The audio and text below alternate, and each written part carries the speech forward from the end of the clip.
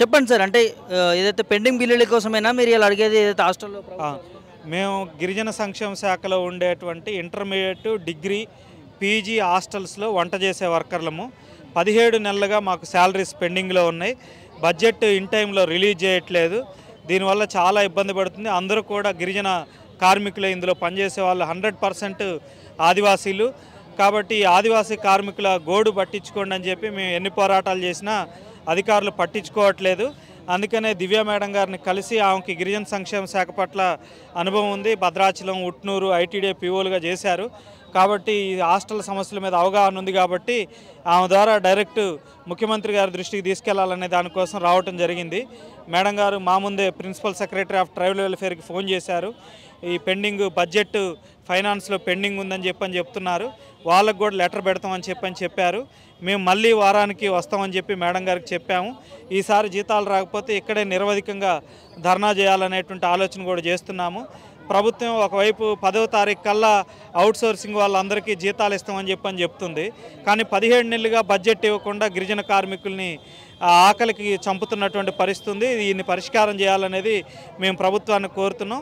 స్పందించకపోతే సమ్మె చేస్తాం. మేము సమ్మె చేస్తే దాదాపు రాష్ట్ర వ్యాప్తంగా 8,000 మంది ఇంటర్మీడియట్, డిగ్రీ, పీజీ చదివే పిల్లలు గిరిజన ప్రాంతాల్లో పస్తులు ఉండాల్సిన పరిస్థితి వస్తుంది. కాబట్టి అక్కడ దాకా తెచ్చుకోకుండా మాకు జీతాలు ఇవ్వాలని, నెల నెల ఇవ్వాలని. మా జీతాలు గతంలో 12,500 వచ్చాయి జీవో నెంబర్ 60 ప్రకారం. దాన్ని క్యాటరింగ్లోకి మార్చి 9,200 చేశారు. దాన్ని కూడా సరిచేసి జీవో నెంబర్ 60కి మార్చాలని కూడా మేము అప్పీల్ పెట్టాము. దాన్ని కూడా ఫైనాన్స్ వాళ్ళతో మాట్లాడి పరిష్కారం చేస్తామనేది చెప్పారు. మేము బట్టి గారిని కూడా కలిసి రిప్రజెంటేషన్ చేశాము. వాళ్ళు స్పందించకపోతే మేము సమ్మెలోకి వెళ్ళి పోరాటం చేయాలనే ఆలోచనతో ఉన్నాం. అంటే ఇప్పటివరకు ఎన్ని నెలల నుంచి పెండింగ్‌లో ఉంది? ఎంత అమౌంట్ పెండింగ్‌లో ఉంది? 17 నెలలు. దాదాపు రాష్ట్రం మొత్తం 18 కోట్ల రూపాయలు నిధులు పెండింగ్లో ఉన్నాయి శాలరీస్కి సంబంధించి. వాటి కోసం ప్రయత్నం చేస్తున్నాము. ఇప్పుడు 12 కోట్లు, 13 కోట్లు రిలీజ్ అయినాయి. చెక్కులు ఫైనాన్స్కి పంపినమని చెప్తున్నారు. ఫైనాన్స్లోనేమో ఫ్రీజింగ్ పెడుతున్నారు. జీతాలకు ఫ్రీజింగ్ పెట్టడం అనేటువంటిది మంచి పద్ధతి కాదు. అత్యవసర పద్ధతికి గ్రీన్ ఛానల్ సిస్టమ్ అనేది ఫైనాన్స్లో ఉంది. శాలరీస్ని గ్రీన్ ఛానల్ సిస్టమ్ ద్వారా అన్ని డిపార్ట్మెంట్లకు చేస్తున్నారు.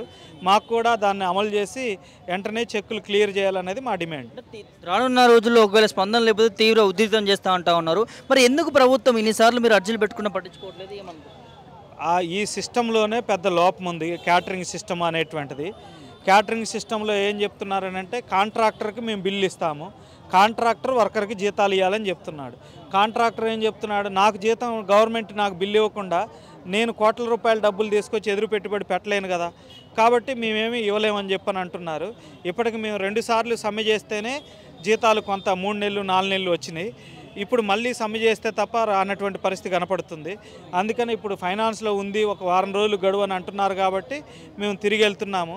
వారంలో రాకపోతే మేము వచ్చి ఇక్కడే మొత్తం వంటలు బంద్ చేసి వచ్చి ఇక్కడ కమిషనరేట్ ముందు టెంట్ వేసుకొని కూర్చోవాలనేటువంటి నిర్ణయానికి వచ్చాము. ఫుడ్ విషయంలో కూడా ఎట్లా వస్తుంది ప్రభుత్వం నుంచి కూడా? మీకు అంటే సన్నబియ్యం పెడతా అన్నారు, మంచిగా పోషకాహారాన్ని అందిస్తామన్నారు. మా పని వాళ్ళు ఏ మెటీరియల్ ఇస్తే అది ఉండి పెట్టడం వరకే. వాళ్ళు సన్నబియ్యం ఇచ్చినా, లావు బియ్యం ఇచ్చినా అక్కడ వార్డెన్ ఉంటారు, ప్రిన్సిపల్ ఉంటారు. వార్డెన్ దాన్ని మెయింటైన్ చేస్తాడు, పైన 8Wలు ఉంటారు. మెనూ అంతా పర్యవేక్షణ చేసేది వాళ్ళే. వర్కర్లకి వాళ్ళు 100 మంది విద్యార్థులు ఉంటే ఎన్ని కేజీలు బియ్యం ఇవ్వాలి, ఎన్ని కేజీలు చికెన్, ఎన్ని కేజీలు కూరగాయలనే లెక్క ఉంటుంది. వాళ్ళు ఇచ్చిన ప్రకారం వంట చేసి పెట్టడం, వడ్డించడం వరకే మా బాధ్యత. ఇక మిగిలిన ఏం వస్తుంది ఏమిటి అనేటువంటిది అది అధికారులు, వార్డెన్ వాళ్ళు తేల్చుకోవాల్సిన అంశం, మాకు సంబంధం లేదు. ఎట్లా ఏం చెప్తారు ముఖ్యమంత్రి కోరాలి? మేము కోరేది ఏంటంటే అవుట్సోర్సింగ్ కార్మికుల్ని వెట్టి చాకరీ చేస్తున్నారు, తక్కువ జీతాలు ఇస్తున్నారు. వీళ్ళంతా ఆదివాసీల విద్యార్థుల సంక్షేమం కోసం పనిచేసేటువంటి వాళ్ళం. మా పట్ల దయ చూపండి, కరుణించండి, నెల నెలా జీతాలు ఇవ్వండి. ఇతర డిపార్ట్మెంట్లో కూడా ఈ హాస్టల్స్ ఉన్నాయి. సోషల్ వెల్ఫేర్లో, బీసీ వెల్ఫేర్లో, మైనారిటీ వెల్ఫేర్లో ఈ టైప్ ఆఫ్ హాస్టల్స్ ఉన్నాయి. వాళ్ళకి నిర్దిష్టంగా ఫైనాన్స్ డిపార్ట్మెంట్లో ట్రెజరీలో ఒక పద్దు అలాట్ చేశారు. రెగ్యులర్గా వాళ్ళకి బడ్జెట్ రిలీజ్ అనేటువంటిది ఉంది. మాకు కూడా ఒక ట్రెజరీ బడ్జెట్ ఉండాలి. అట్లా ఉండాలంటే అవుట్సోర్సింగ్ జీవో నెంబర్ 60లోకి మమ్మల్ని కన్వర్ట్ చేస్తే మాకు కూడా ట్రెజరీ ద్వారా బడ్జెట్ వస్తుంది. పెండింగ్ లేకుండా శాలరీలు వచ్చేదానికి అవకాశం ఉంటుంది. అదే పరిష్కారం, అది చేయమని మేము అడుగుతున్నాం ఇప్పుడు. Thank you.